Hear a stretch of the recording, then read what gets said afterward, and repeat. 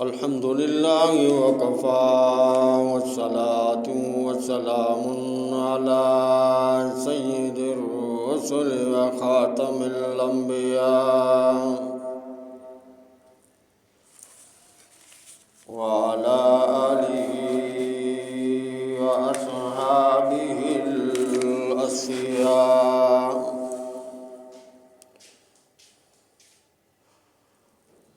ونشهد أن لا إله إلا الله وحده لا شريك له ونشهد أن سيدنا وسندنا ومحبوبنا ومحبوب ربنا وأعلانا وأولنا وآخرنا وظاهرنا وباطلنا محمدا عبده ورسوله أرسله بالحق بشيرا ونذيرا يا أيها النبي إنا أرسلناك شاهدا ومبشرا ونذيرا وداعيا إلى الله بإذنه وسراجا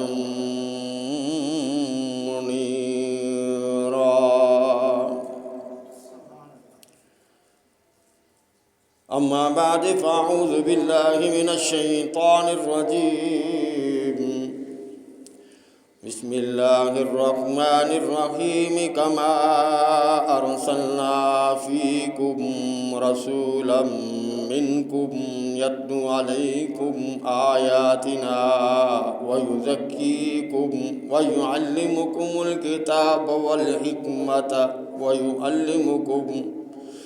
ويعلمكم ما لم تكونوا تعلمون فاذكروني أذكركم واشكروا لي ولا تكفرون يا أيها الذين آمنوا استعينوا بالصبر والصلاة إن الله مع الصابرين ولا تقولوا لمن يقتل في سبيل الله أموات بل أحياء ولكن لا تشعرون ولنبلونكم بشيء من الخوف والجوع ونقص من الأموال والأنفس والثمرات وبشر الصابرين الذين إذا أصابتهم مصيبة قالوا إنا لله وإنا إليه راجعون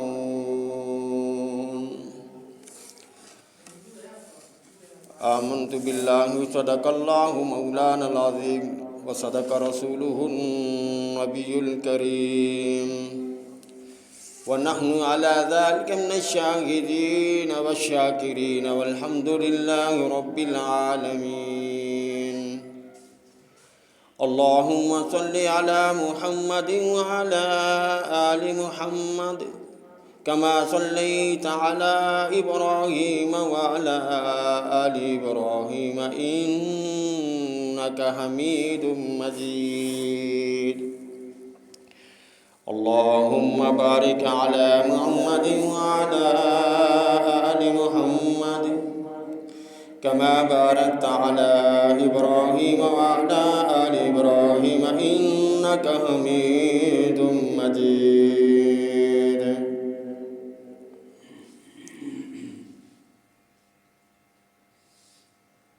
ہو تخت پر قابض اگر ظالم تو اطاعت کفر ہے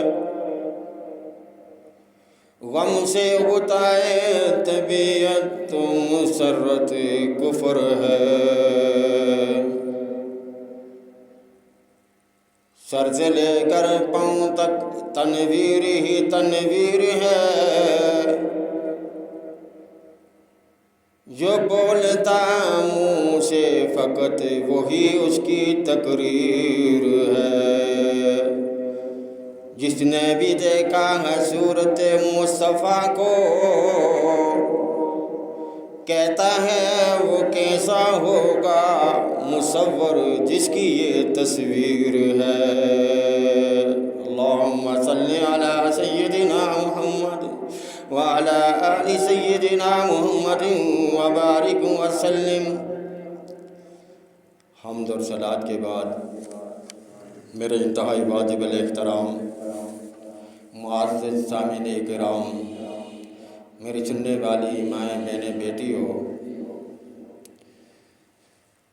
اللہ رب العالمین کا احسان ہے کہ اس نے آج ایک ہفتہ کی مسافت کے بعد آج پھر اپنے گھر میں جمعے کی نسبت سے جہاں آنے کی توفیق بخشی ہے۔ اللہ رب العالمین سے دعا ہے کہ اللہ تعالیٰ ہم سبھی کے اسی طرح اپنے گھر میں آنے کی اور بار بار اپنا محاسبہ کرنے کی توفیق عطا فرمائے۔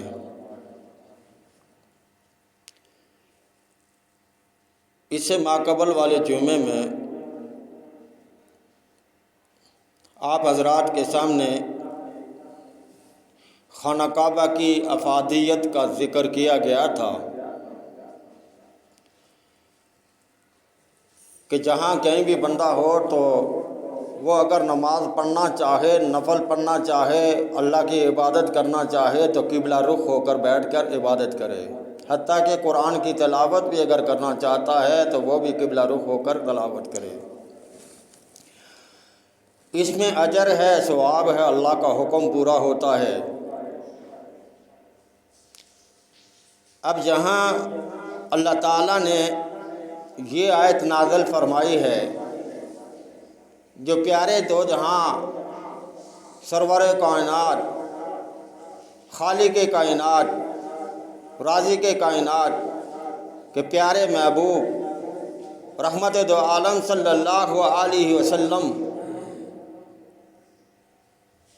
جن کو اللہ تعالیٰ نے تمام انبیاء کے آخر میں بھیجا، کل مخلوقات پر فوقیت دی، سب سے افضل ترین ہستی اگر اللہ کے بعد کوئی ہے تو وہ رحمت دو عالم صلی اللہ علیہ وسلم کی ذات ہے۔ اللہ تعالیٰ نے اپنے محبوب کے تذکرے کو ایسے انداز میں بیان کیا کہ بندہ پڑھتا ہے تو جھوم اٹھتا ہے، جب اس کی نظر ان آیتوں پہ پڑتی ہے دل باغ باغ ہو جاتا ہے، اور دل سے یہ دعا نکلتی ہے، میرے خدایا ایسے محبوب کے قدموں میں ہمیں جگہ دے دے۔ یہ حسرت دل میں پیدا ہوتی ہے کہ کاش وہ محبوب کی گلیاں ہمیں نصیب ہو جائیں، وہ پیارے آقا کے قدم جہاں لگے ہیں وہاں اگر ہم اپنا سر بھی رکھ دیں تو سعادت سمجھتے ہیں۔ اس آیت کریمہ میں اللہ تعالیٰ نے اپنے محبوب صلی اللہ علیہ وسلم کا تذکرہ کیا ہے، جہاں بہت ساری نعمتوں کا تذکرہ کیا۔ اللہ تعالیٰ نے قبلے کی تبدیلی کا اعلان کیا اور فرمایا یہ بھی تمہارے لیے نعمت ہے۔ نماز جیسا عظیم تحفہ دیا، فرمایا یہ بھی بہت بڑی نعمت ہے، لیکن یہ جو نعمت میں نے تمہیں دی ہے کائنات کی کسی چیز کا، کائنات کی کوئی بھی چیز اس کا مقابلہ نہیں کر سکتی۔ دنیا کے خزانے، آسمان کے خزانے، نباتات، جمادات، کوئی ایک چیز بھی اس نعمت کا مقابلہ نہیں کر سکتی جو مسلمانوں کو اللہ تعالیٰ نے اپنے محبوب کو دیا ہے۔ اور یہودیوں کو مخاطب کر کے نہیں بلکہ پوری دنیا کو مخاطب کر کے اللہ تعالیٰ فرماتے ہیں کما ارسلنا فیکم، جس طرح من جملہ اور نعمتوں کے کما ارسلنا فیکم، ہم نے تمہیں میں سے ایک رسول بھیجے، فیکم رسولا منکم، رسول بھیجے ہیں، یتلو علیکم آیاتنا، جو تم کو ہماری آیتیں پڑھ پڑھ کر سناتے ہیں، وَيُزَكِّيهِمْ، اور کتاب پڑھ پڑھ کے سناتے ہیں، اور تمہیں پاکیزگی تمہارے نفس کی تزکیہ کرتے ہیں، تمہارے نفس کو پاک کرتے ہیں،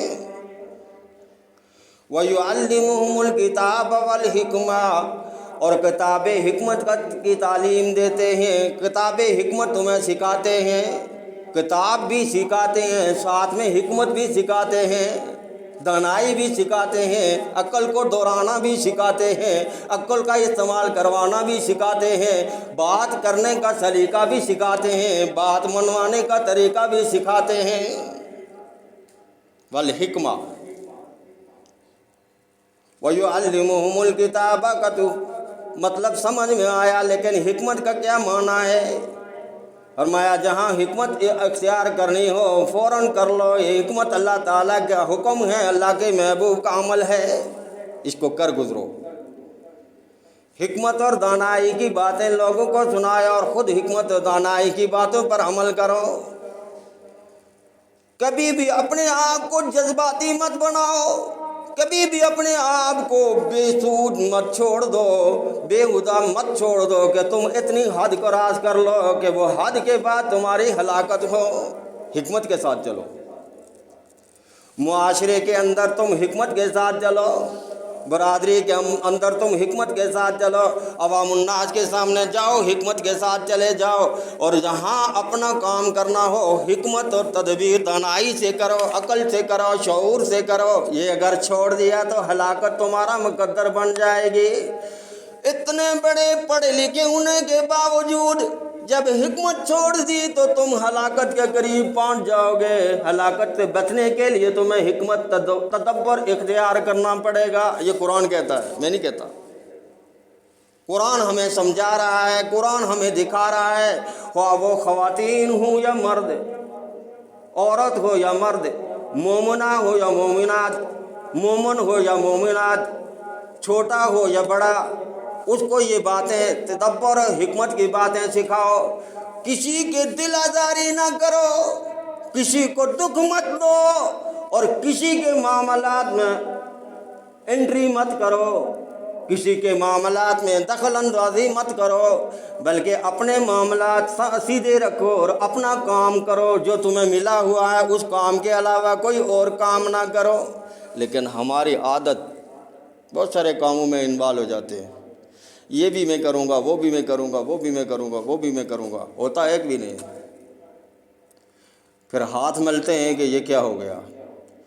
پیارے آقا صلی اللہ علیہ وسلم نے حکمت اور دانائی کی تعلیم اس لیے دی کہ جب ہم دشمنوں کے سامنے جائیں وہاں بھی حکمت اور تدبر سے کام لیں، یہ نہ ہو کہ جلد بازی میں اپنا بھی نقصان کریں اور ساتھ ملنے والوں کا بھی نقصان کروا دیں، اور اس کا وبال ہماری جان پہ آئے گا، اس کا سارا ملبہ ہمارے اوپر آئے گا، اور سب لوگوں کا ٹارگٹ اگر کوئی ہوگا تو وہ ہم ہوں گے۔ پھر باتیں بنانا ہو کہ یہ کرنا تھا تو وہ ہو گیا، اگر یہ کر لیتا تو وہ ہو جاتا۔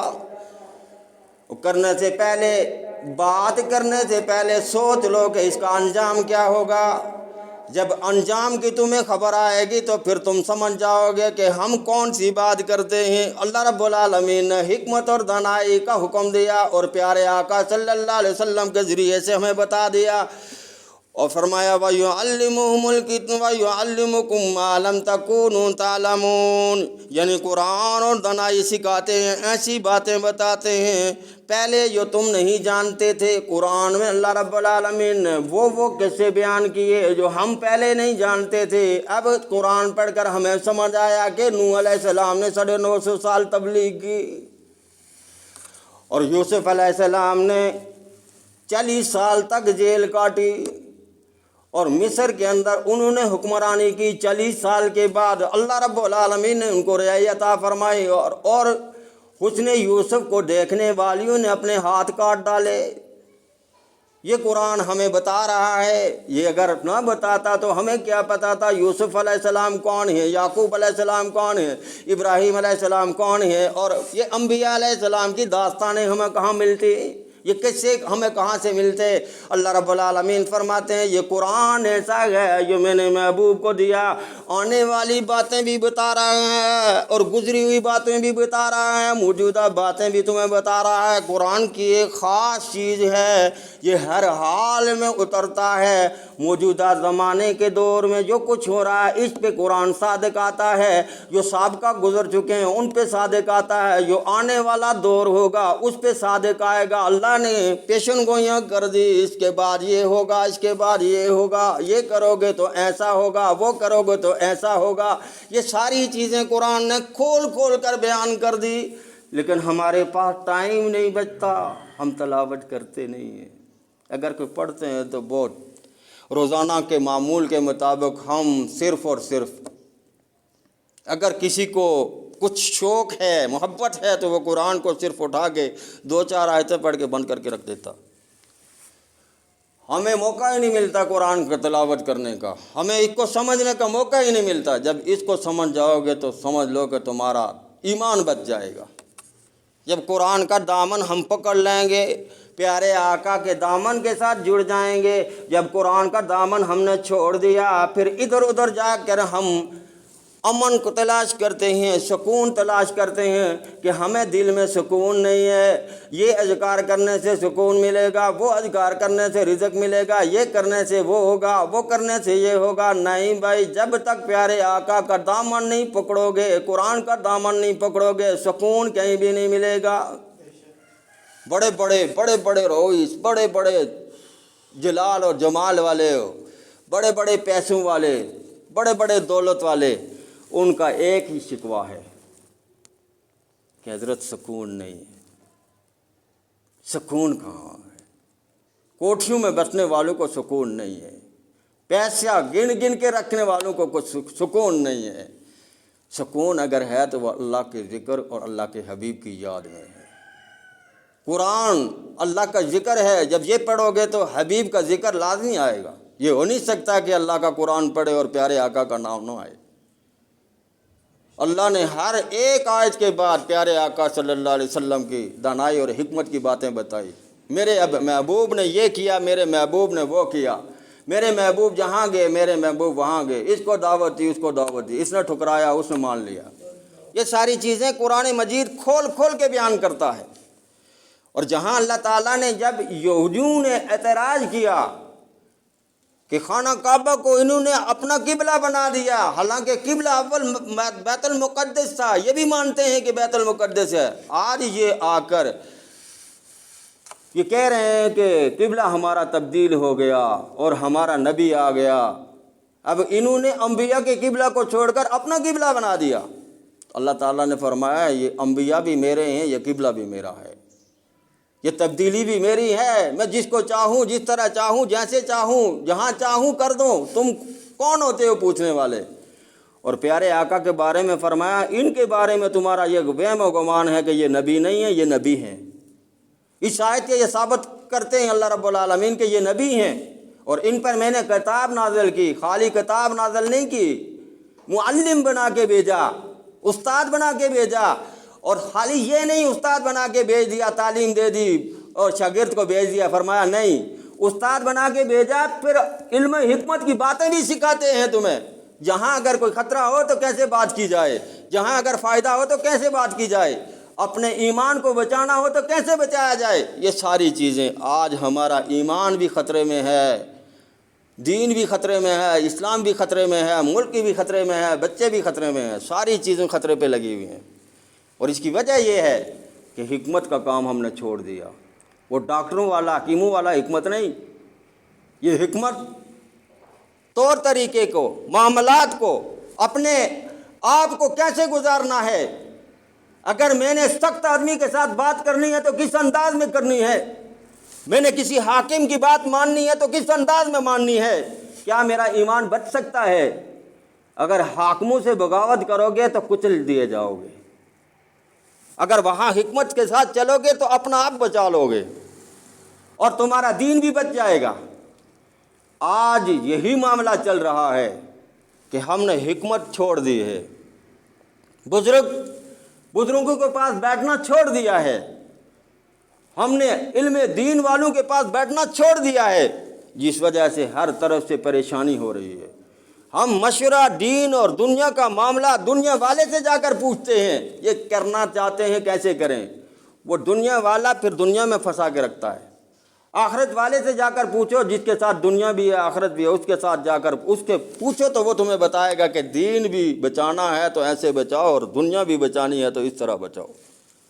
آج ہماری دنیا بھی خطرے میں ہے، دین بھی خطرے میں ہے، یہ دونوں چیزیں ہمارے سامنے آ رہی ہیں، اور نبی رحمت صلی اللہ علیہ وسلم نے ہمیں حکمت کی تعلیم دی ہے اور حکمت سکھائی ہے کہ حکمت کے ساتھ چلو گے تو بچ جاؤ گے، اگر حکمت کے ساتھ نہیں چلو گے تو تباہ ہو جاؤ گے۔ یہ ساری چیزیں ہمارے سامنے موجود ہیں اور پیارے آقا صلی اللہ علیہ وسلم نے یہ ساری چیزیں ہمیں بتائی ہیں اور فرمایا فاذکرونی اذکرکم واشکرونی ولا تکفرون۔ اگر تم سکون حاصل کرنا چاہتے ہو، قلبی سکون حاصل کرنا چاہتے ہو، مطمئن ہونا چاہتے ہو، نفس کو مطمئن کرنا چاہتے ہو تو اللہ کا ذکر کرو، اللہ کا ذکر کرو۔ فاذکرونی اذکرکم، اللہ کو یاد کرو، اللہ کو ایسے یاد کرو کہ وہ تمہیں یاد کرے گا۔ فرمایا جب اللہ رب العالمین کو یہ کوئی یاد کرتا ہے تو اللہ تعالیٰ فرشتوں کو جمع کر کے کہتے ہیں اے فرشتوں دیکھو یہ بندہ مجھے یاد کر رہا ہے، تم بھی اس کو یاد کرو، میں بھی تمہارے ساتھ اس کو یاد کرتا ہوں۔ فرشتے کو ساتھ ملا کر اللہ رب العالمین اس بندے کو یاد کرتے ہیں۔ فاذکرونی اذکرکم، جب تم مجھے یاد کرو گے میں تمہیں دنیا میں کی محفل میں دنیا والوں کے اندر بیٹھ کر تم مجھے یاد کرو گے تو میں تمہیں فرشتوں کی مجلس میں یاد کروں گا۔ رحمت دو عالم صلی اللہ علیہ وسلم نے فرمایا جب فجر کی نماز کا وقت ہوتا ہے فرشتے آسمان پہ چلے جاتے ہیں، یہ رات بھر تمہاری نگرانی کرتے ہیں، ان کی ڈیوٹی چینج ہو جاتی ہے، وہ آسمان پہ چلے جاتے ہیں، آسمان سے دوسرے فرشتے آتے ہیں۔ اللہ تعالیٰ کے پیارے پیغمبر نے فرمایا جب آسمان پہ چلے جاتے ہیں اللہ تعالیٰ پوچھتے ہیں کہاں سے آئے ہو؟ وہ کہتے ہیں اللہ ہم ان بندوں سے آئے ہیں جو تیرے ذکر میں مشغول تھے، تیری عبادت میں مشغول تھے، فجر کی نماز پڑھنے کے گواہ بھی بن گئے۔ فرمایا انہوں نے فجر کی نماز ادا کی، ان کے نام لکھ کر ہم لائے ہیں۔ فجر کی نماز میں اجتماعیت کے ساتھ نماز پڑھتے، جماعت کے ساتھ نماز پڑھتے تھے، اے اللہ ہم یہ گواہی دیتے ہیں تو ان کو بخش دے۔ اللہ تعالیٰ فرماتے ہیں فرشتوں گواہ رہو یہ فجر پڑھنے والے کی میں نے بخشش کر دی، گواہ رہو۔ اور شام کو جب تبدیلی ہوتی ہے عصر کے وقت، فجر کے وقت اور عصر کے وقت، اسی لیے فرمایا حافظوا علی الصلوات والصلاۃ الوسطی، درمیان والی نماز کی حفاظت کرو۔ یہ درمیان والی نماز عصر ہے، اس کی حفاظت کرو، اس کی حفاظت میں بڑی حکمت پوشیدہ ہے۔ اللہ رب العالمین کے پیارے رسول صلی اللہ علیہ وسلم نے فرمایا وہ جو فجر کے وقت آئے تھے اب یہ فرشتوں کی ڈیوٹی ختم ہو گئی، اب دوسرے فرشتے آ رہے ہیں، یہ آسمان پہ چلے جائیں گے، اور یہ آسمان پر جب چلے جاتے ہیں اللہ رب العالمین فرماتے ہیں اے فرشتوں کہاں سے آئے ہو، کیا دیکھ کے آئے ہو؟ سب کہتے ہیں اے اللہ ہم وہ دیکھ کے آئے ہیں کہ تمہارے سامنے بیان کریں گے، آپ خوش ہو جائیں گے۔ اللہ فرماتے ہیں فوراً بیان کرو۔ وہ کہتے ہیں ہم ان لوگوں سے آئے ہیں جو نماز میں تھے، ہم جب گئے تھے پھر بھی نماز میں تھے، اور ہم جب آئے ہیں پھر بھی نماز میں ہیں۔ وہ جانے والے بھی گواہ بن گئے، آنے والے بھی گواہ بن گئے۔ اللہ رب العالمین فرماتے ہیں یہ فرشتے جو گواہی دیتے ہیں اے اللہ اے پیارے پیغمبر میں نے ان کی گواہی کو قبول کر دیا، ان نمازیوں کو میں نے بخشش کر دی، ان لوگوں کی بھی بخشش ہو گئی، صرف نماز پڑھنے کے لیے، باقی کوئی کام نہ کرو، پابندی کے ساتھ نماز پڑھ لو۔ اب بہت سارے لوگ سوالات کرتے ہیں، کہتے ہیں ایک کہتا ہے جہاں ہاتھ باندھ کے نماز پڑھو، ایک کہتا ہے جہاں ہاتھ باندھ کے نماز پڑھو، ایک کہتا ہے سورۃ فاتحہ پڑھو، اگر امام کے ساتھ ہو پھر بھی پڑھو، امام کے بغیر ہو تو پھر بھی پڑھو، سورۃ فاتحہ کے بغیر نماز نہیں ہوتی۔ حدیث موجود ہے کہ جو بندہ سورۃ فاتحہ نہیں پڑھتا اس کی نماز نہیں ہوگی، وہ نماز نہیں ہوتی جس میں سورۃ فاتحہ نہ پڑھی جائے۔ اب اس کا حکم کیا ہے؟ ہم پریشان ہیں یار، ایک مولوی یہ کہتا ہے، دوسرا مولوی یہ کہتا ہے۔ اس مسئلے کو سمجھنا ہمارے لیے انتہائی ضروری ہے۔ سورۃ فاتحہ کا پڑھنا ضروری اور لازمی ہے۔ امام کے پیچھے آپ اگر نماز پڑھتے ہیں، خواہ وہ جری نمازی ہوں یا سری نمازی، جری کیا ہے سری کیا ہے، ایک آہستہ پڑھنی ہے، ایک آواز میں پڑھنی ہے، ایک قرات میں پڑھنی ہے اونچی آواز میں، ایک آہستہ پڑھنی ہے، جری اور سری۔ اس کا معنی مفہوم یہ ہے کہ امام اگر زور کی نماز ادا کرتا ہے تو اس کے پیچھے مقتدی اگر سورۃ فاتحہ پڑھتا ہے پست آواز میں، امام بھی پڑھتا ہے پست آواز میں۔ امام مالک رحمۃ اللہ علیہ کے نزدیک ٹھیک عمل ہے۔ امام ابو حنیفہ رحمۃ اللہ علیہ فرماتے ہیں کہ امام کا پڑھنا بیعین ہی مقتدی کا پڑھنا ہے، لہذا مقتدی کا پڑھنا ضروری نہیں ہے، امام ہی پڑھ لے بس، کیونکہ اس نے امام کے پیچھے یہ نیت کر لی ہے پیچھے اس امام کے اللہ اکبر۔ اب امام جانے اور نماز جانے، ہم نے امام کی اقتداء کی ہے، ہم نے امام کو وکیل بنایا ہے، یہ ہمارا وکیل ہے اللہ کی عدالت میں، لہذا ہم سورۃ فاتحہ نہیں پڑھیں گے۔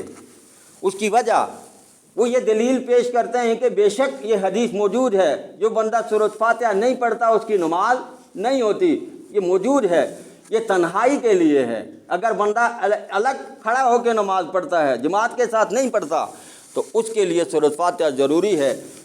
امام صاحب فرماتے ہیں کہ اذا قرئ القرآن فاستمعوا وانصتوا لعلکم ترحمون، جب قرآن پڑھا جائے تو تم خاموشی کے ساتھ سنا کرو تاکہ تم پر رحم کیا جائے۔ یہ دلیل ہے امام ابو حنیفہ رحمۃ اللہ علیہ کی۔ امام شافعی رحمۃ اللہ علیہ فرماتے ہیں امام کے پیچھے ہوں یا امام کے پیچھے امام قرات اونچی آواز میں کرے یا آہستہ آواز میں، دونوں صورتوں میں پڑھی جائے گی۔ آپ نے دیکھا ہوگا کہ بہت سارے لوگ نماز، مولوی حضرات نماز پڑھتے ہیں آرام سے قرات کرتے ہیں، کیسے الحمدللہ رب العالمین، خاموش ہو جاتے ہیں تاکہ پیچھے والا بھی پڑھ لے۔ تو طریقہ کار انہوں نے یہ بنایا ہوا کہ پیچھے والا بھی سورۃ فاتحہ پڑھ لے، ہم بھی پڑھ لیں، ان دونوں کی نماز ہو جائے گی۔ لیکن امام شافعی رحمۃ اللہ علیہ کہتے ہیں خواہ وہ سری ہوں یا جری، دونوں صورتوں میں ہم نے امام کی اقتداء تو کی ہے لیکن سورۃ فاتحہ لازمی پڑھنی ہے۔ امام کے لیے سورۃ فاتحہ اگر وہ قرات کرتا ہے، قرات کرنے کے بعد جب مکمل والضالین پر پہنچتا ہے تو خاموش ہو جائے، 1 منٹ کے لیے خاموش ہوگا تاکہ مقتدی سورۃ فاتحہ پڑھ لے۔ یہ امام شافعی رحمۃ اللہ علیہ کے نزدیک ہے، لیکن ہمارے نزدیک کیا ہے؟ امام کے پیچھے سورۃ فاتحہ نہیں پڑھنی، خواہ وہ سری ہوں یا جری ہوں، آواز میں ہوں یا تست میں ہوں، آواز مخفی ہو یا اونچی ہو، دونوں صورتوں میں سورۃ فاتحہ نہیں پڑھنی ہے۔ اس کی وجہ یہ ہے کہ اللہ تعالیٰ کا قرآن، ایک طرف قرآن ہے دوسری طرف حدیث ہے، قرآن اور حدیث کے آپس میں ٹکر ہو گئی۔ اب قرآن اور حدیث کو سامنے رکھ کر ہم نے قرآن پر عمل کرنا ہے، حدیث کو چھوڑ دینا ہے، اور یہ دونوں چیزوں پہ صادق آتا ہے۔ اگر قرآن پہ عمل کریں گے تو دونوں چیزوں پہ عمل ہو جائے گا، حدیث پہ عمل کریں گے تو قرآن کی آیت چھوٹ جائے گی۔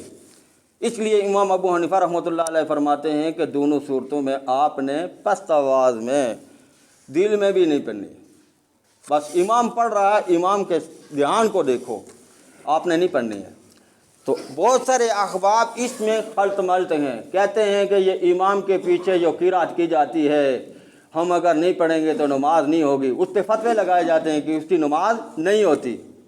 اب اس کی نماز تو ہوگی، کیوں نہیں ہوگی؟ اس لیے ہوگی کہ اس نے جو کہا کہ میں اس پیچھے میری نماز اس امام کے پیچھے ہے، میں اقتداء کرتا ہوں، اور امام کی اجازت کے بغیر مقتدی نہ سلام پھیر سکتا ہے، نہ قیام کر سکتا ہے، نہ رکوع کر سکتا ہے، امام سے پہلے سجدے میں بھی نہیں جا سکتا، امام سے پہلے اتحیات میں بھی نہیں بیٹھ سکتا، امام سے پہلے وہ کھڑا بھی نہیں ہو سکتا، امام کے ساتھ کھڑا ہوگا۔ اور امام سے پہل کرنے والے کے بارے میں فرمایا نبی رحمت صلی اللہ علیہ وسلم نے کہ اس کی شکل بگڑ جائے گی۔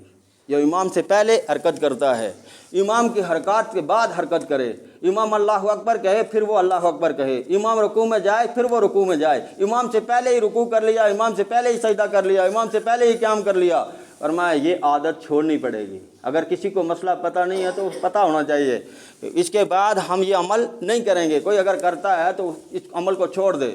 یہ بہت برا عمل ہے. امام سے پہلے کھڑا ہونا، امام سے پہلے رکوع میں جانا، امام سے پہلے بیٹھ جانا، یہ اس کے لیے نقصان دہ ہے. امام کی ابتدا کی نیت کی ہے، لہذا اس کو امام کی تابعداری کرنی پڑے گی. سلام پھیر لے، دعا مانگے یا نہ مانگے اس کے لیے ضروری نہیں، وہ چلا جائے بے شک، لیکن سلام تک وہ امام کے تابع رہے گا. اور امام کی ابتدا کرنا اس کے لیے ضروری ہے، واجب ہے. اور یہ واجب اگر اس نے چھوڑ دیا تو اس کی نماز نہیں ہوگی. تو پہلی بات یہ، ہم نے کیا کرنا ہے، امام پڑھے یا نہ پڑھے اس سے ہمیں کوئی غرض نہیں. نیت اگر امام کے پیچھے کر لی تو بس امام اس فرض نماز کا ضامن ہو گیا. اور مقتدی کو امام کی حرکات سکنات کے ساتھ حرکت کرنی چاہیے. اور تسبیحات وہ اگر 2 پڑھ کے کھڑا ہو جاتا آپ بھی کھڑے ہو جائیں. یہ نہ کہیں گے اس نے 2 پڑھی ہیں تو کھڑا ہو گیا. وہ امام کر رہا ہے یہ حرکت، اس کے تابع ہیں آپ. آپ نے اگر 2 پڑھی ہیں، امام نے 3 پڑھ کے وہ کھڑا ہو گیا تو آپ کھڑے ہو جائیں. بہت سارے لوگ اپنی تسبیحات پوری کرتے ہیں. بہت سارے لوگ ایسا کرتے ہیں، ایسا عمل درست نہیں ہے، ایسا قاعدہ درست نہیں ہے. امام نے پڑھ لیا بس یہی کافی ہے. لیکن امام شافعی رحمۃ اللہ علیہ سخت مخالفت کرتے ہیں اس بات کی. وہ کہتے ہیں کہ جو بھی عمل کرے، مقتدی کرتا ہے، امام کرتا ہے، دونوں کو کرنا چاہیے. ان کی بات اپنی جگہ پہ، لیکن امام ابو حنیفہ رحمۃ اللہ علیہ نے جو فرمایا وہ بات بھی آئی نہیں، قرآن اور حدیث کے دائرے کے اندر ہے. وہ بھی قرآن اور حدیث بیان کرتے ہیں، وہ حدیث پہ عمل کرتے ہیں، قرآن کی آیت چھوٹ جاتی ہے. اس لیے یہ چیز ضروری ہے. اور دوسری بات یہ ہے کہ فذکرونی اذکرکم واشکروا لی ولا تکفرون. آپ تنہائی میں بیٹھیں اللہ کو یاد کریں، آپ مجلس میں بیٹھیں اللہ کو یاد کریں. ہر وقت آپ کا دھیان اور آپ کی سوچ اور آپ کی فکر کھانے پینے کے علاوہ، باقی معاملات کے علاوہ اللہ کے ذکر کی طرف متوجہ ہونا چاہیے. ہر وقت اللہ کا ذکر کرنا چاہیے. اور ذکر کون سا اچھا ذکر ہے؟ فرمایا لا الہ الا اللہ. لا الہ الا اللہ کا ذکر کیا کرو. اور لا الہ الا اللہ کی طاقت میں نے آپ کو پہلے بتائی تھی کہ اس کی کتنی بڑی طاقت ہے. اللہ رب العالمین نے اس میں کتنی طاقت رکھی ہوئی ہے. لا الہ الا اللہ کا ذکر کرو. یہ انبیاء کا ذکر ہے، یہ صلحاء کا ذکر ہے، یہ اولیاء استیاء کا ذکر ہے. اور اس ذکر کو آپ کیسے کریں گے؟ لا الہ الا اللہ، لا الہ الا اللہ، لا الہ الا اللہ، لا الہ الا اللہ. جب سانس ختم ہو جائے تو محمد رسول اللہ پڑھ لیا کرو. یہ طریقہ ہے ذکر کرنے کا. اور یہ ہمیں ان چیزوں پہ توجہ دینی چاہیے کہ جب ہم خالی مجلس میں بیٹھیں، سبحان اللہ والحمد للہ ولا الہ الا اللہ واللہ اکبر ولا حول ولا قوۃ الا باللہ العلی العظیم. فرمایا جو بندہ سبحان اللہ والحمد للہ ولا الہ الا اللہ واللہ اکبر ولا حول ولا قوۃ الا باللہ العلی العظیم پڑھتا ہے تو ایک غلام آزاد کرنے کا ثواب اس کو مل جاتا ہے. یہ الفاظ ایسے ہیں تو ایک غلام آزاد کر لیا. لا الہ الا اللہ وحدہ لا شریک لہ لہ الملک ولہ الحمد وہو علی کل شیء قدیر. فرمایا کہ یہ ایک قیدی، مسلمان قیدی کو چھڑانے کے برابر اس کو ثواب ملے گا. یہ اتنا بڑا اجر ہے. تو یہ چھوٹی باتیں ہمیں اس پر عمل کریں تو ہماری زندگی بن جائے گی. نماز کی پابندی لازمی کریں، نماز ضروری ہے. اور نماز فرمایا من ترک الصلاۃ متعمدا فقد کفر. جس نے جان بوجھ کر ایک نماز چھوڑ لی اس نے کفر کر لیا. اور جو دن میں 5 مرتبہ اگر نماز نہیں پڑھتا، 5 مرتبہ کفر کرتا ہے، اور مہینے کے بعد یا ہفتے کے بعد آ کے چند ایک بس 2 رکعت پڑھ لی تو اس کا کیا حال ہوگا؟ وہ کفر پہ کفر کیے جا رہا ہے. اور مسلسل تکرار سے اگر لگاتار کفر کرتا رہے تو بندہ کفر کے اندر داخل ہو جاتا ہے. کلمہ پڑھنے کے باوجود وہ کافر بن جاتا ہے. اور کلمہ ہم نے پڑھا ہوا الحمدللہ، اس کلمے کی حفاظت کرو. یہ اس طرح ہے کہ فرمایا کہ یہ کلمے کی حفاظت تمہاری اس طرح ہوگی کہ تم یہ اپنے اعمال کو درست کرو گے، کلمہ مضبوط ہوگا. اپنے اعمال کو صحیح طریقے سے کرو گے، عمل دکھاؤ گے تو اللہ تعالیٰ تمہارے کلمے کو مضبوط کرے گا. تمہارا دل اللہ کی طرف متوجہ ہوگا، اللہ کے رسول کے عمل کی طرف متوجہ ہوگا، اور تمہیں عمل کرنا بھی آسان ہو جائے گا. ہم اگر اللہ اکبر کی صدا لگتی ہے، یہ سن کر یہ کہتے ہیں اللہ سب سے بڑا ہے، اللہ سب سے بڑا ہے، پھر کاروبار دوسری تیسری چیزیں یہ چھوٹی چھوٹی نظر آنی چاہیے. اللہ سب سے بڑا ہے، پھر وہ بڑا ہے، پھر اس کے سامنے جانا چاہیے. اور ہم کیا کرتے ہیں جب آذان ہوتی ہے یا ہمیں کام یاد آ جاتا ہے، اس سے پہلے بیٹھے رہتے ہیں ہاتھ پہ ہاتھ رکھ کے. جب اذان ہوتی ہے تو پھر ہمیں یاد آتی ہے فلانا کام کرنا، چلو یہ کر کے اس کے بعد نماز پڑھ لیں گے. نماز بھی گئی، جماعت بھی گئی اور ثواب بھی گیا. اور پھر اذان کے دوران جب اذان ہوتی ہے تو اذان خاموشی کے ساتھ سنو. حضور صلی اللہ علیہ وسلم نے فرمایا کہ 5 چیزیں انسان کی ہلاکت میں داخل ہیں. 5 چیزیں. پہلی چیز، بندے کو سامنے جب اذان ہوتی ہے تو اذان کا جواب نہیں دیتا. دوسری چیز، آپ صلی اللہ علیہ وسلم نے فرمایا میرا نام نامی اس میں گرامی آئے تو وہ مجھ پہ درود نہ پڑے. یہ ہلاکت کی نشانی ہے. جو مسلمان ہے پیارے آقا کا نام آئے تو صلی اللہ علیہ وسلم لازمی کہہ دیا کرے، دل میں کہے یا اونچی آواز میں کہے لازمی، یہ اس کے لیے ضروری اور لازمی ہے. اور فرمایا کہ تیسری چیز اس کے لیے ہلاکت کی نشانی یہ ہے کہ وہ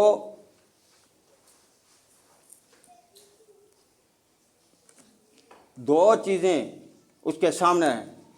ایک یہ کہ اللہ کا حکم، اور دوسرا یہ ہے کہ دنیا کی معاملات. اگر وہ اللہ کے حکم کے اذان ہوتی ہے فوراً نماز کے لیے نہیں جاتا، یہ اس کی ہلاکت کی نشانی ہے. یہ اس کی ہلاکت کی نشانی ہے کہ وہ اللہ کے گھر کی طرف اس کو بلایا جائے اور وہ اللہ کے گھر کی طرف نہ جائے. یہ اس کے لیے ہلاکت کی نشانی ہے. اور ہم اپنے آپ پہ غور کریں، اپنی طرف دیکھیں تو ہم یہ سمجھ بیٹھیں گے کہ واقعی ہم غلطی کر رہے ہیں. یہ نماز میں کوتاہی یہ ہمارے لیے ہلاکت ہے. آپ صلی اللہ علیہ وسلم نے فرمایا جو فجر کی نماز پابندی کے ساتھ ادا کرتا ہے میں اس کے رزق میں کمی نہیں دیکھتا، اس کے رزق میں فراوانی ہوتی ہے. کیونکہ صبح کے ٹائم رزق کے دروازے کھل جاتے ہیں اور انسان کو فجر کے ٹائم کے بعد جا کر اپنے روزگار کی تلاش ہوتی ہے اور اللہ تعالیٰ اس کے لیے آسانیاں پیدا کر دیتے ہیں. اور فجر کی نماز کے بعد سورہ یاسین اس کا معمول جو بنا لیتا ہے، فرمایا کہ رزق کی کمی کیا، وہ رزق تقسیم کرے گا، لوگوں کو بھی دے گا، ضرورت مندوں کو بھی دے گا. اب بہت سارے لوگ ایسے کہتے ہیں کہ سب کچھ کرنے کے باوجود ہم پھر بھی غریب ہی رہتے ہیں. اصل مسئلہ یہ ہے کہ سورہ یاسین ہم پڑھتے ہیں تلفظ کے ساتھ، اعراب کے ساتھ، اس کو اگر معنی مفہوم تو سمجھ کر پڑھیں پھر جا کر اس کا عمل اثر کرتا ہے. ہم درود پاک پڑھتے ہیں، درود پاک کا مطلب ہمیں نہیں آتا، اس کا معنی مفہوم نہیں آتا تو ہم اس کو سمجھ نہیں سکتے، اس کا عمل ہم پہ اثر نہیں کرے گا. آپ نے دیکھا ہوگا بہت سارے لوگ قرآن پڑھتے ہوئے روتے ہیں، وہ اس لیے روتے ہیں کہ ان کو قرآن سمجھ آ گیا، ایک ایک آیت ان کے دل کو ہلا رہی ہے اور وہ اس آیت کو پڑھ کر اپنے آپ پہ وہ لاگو کرتے ہیں تو کانپتے ہیں کہ کہیں ایسا نہ ہو کہ اللہ کا مجھ پہ کسی ایک غلطی پہ عذاب نہ آ جائے. اللہ کے عذاب سے وہ لوگ نماز کے اندر بھی ڈرتے ہیں اور ہم لوگ برائی کرتے ہوئے بھی اللہ کے عذاب سے نہیں ڈرتے. ہم لوگ اللہ کے حکم کو چھوڑ کر بھی نہیں ڈرتے اور نماز معمولی سا ایک معمول بنایا ہوا ہے. پیارے آقا صلی اللہ علیہ وسلم نے فرمایا 3 چیزیں مجھے بہت زیادہ پسند ہیں، 3 چیزیں مجھے بہت خوبصورت لگتی ہیں. پہلی چیز یہ کہ مجھے خوشبو بہت زیادہ پسند ہے، خوشبو مجھے بہت زیادہ پسند ہے.